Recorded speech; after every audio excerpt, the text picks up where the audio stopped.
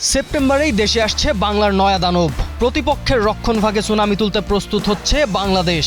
বাঁ পায়ের নিখুঁত ফিনিশিং, দুর্দান্ত শারীরিক সক্ষমতা এবং অসাধারণ বল নিয়ন্ত্রণের দক্ষতায় মুহূর্তেই প্রতিপক্ষের রক্ষণভাগকে ছিন্ন ভিন্ন করে দিতে পারেন তিনি। তাই এবার বাংলাদেশের গোল স্কোরারের অভাব পূরণ হলো বলে ইউরোপিয়ান ফুটবলের অভিজ্ঞতা নিয়ে আসা এই স্ট্রাইকারই বাংলাদেশের শীর্ষ গোল স্কোরার হবেন বলে আশা করা হচ্ছে।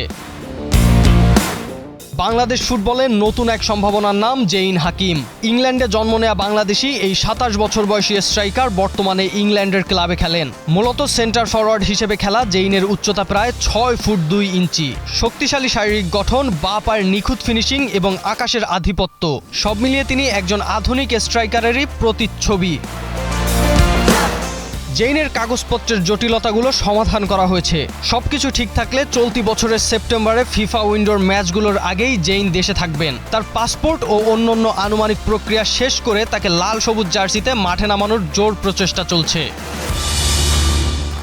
জেইন হাকিম দলে এলে বাংলাদেশের সবচেয়ে বড় লাভ হবে আক্রমণ ভাগে। দীর্ঘদিন ধরে জাতীয় দলে একজন শক্তিশালী এবং স্বাভাবিক গোল স্কোরারের অভাব রয়েছে। জেইনের উচ্চতা ও শারীরিক সক্ষমতায় কর্নার, ফ্রিকিক কিংবা ক্রস থেকে গোলের সম্ভাবনা বাড়বে। পাশাপাশি প্রতিপক্ষের ডিফেন্ডারদের সঙ্গে শারীরিক লড়াইয়ে তিনি বাড়তি সুবিধা এনে দিতে পারেন।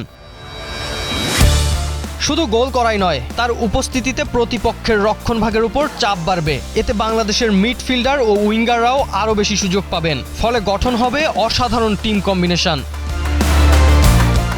বাংলাদেশ বর্তমানে ফিফা র্যাঙ্কিংয়ে নিজেদের অবস্থান উন্নত করার চেষ্টা করছে। এমন সময় ইউরোপিয়ান ফুটবলের অভিজ্ঞতা সম্পন্ন একজন স্ট্রাইকার জাতীয় দলে যোগ দিচ্ছেন, যা দলের আক্রমণভাগকে নতুন মাত্রা যোগ করবে বলে আশা করছে সমর্থকরা।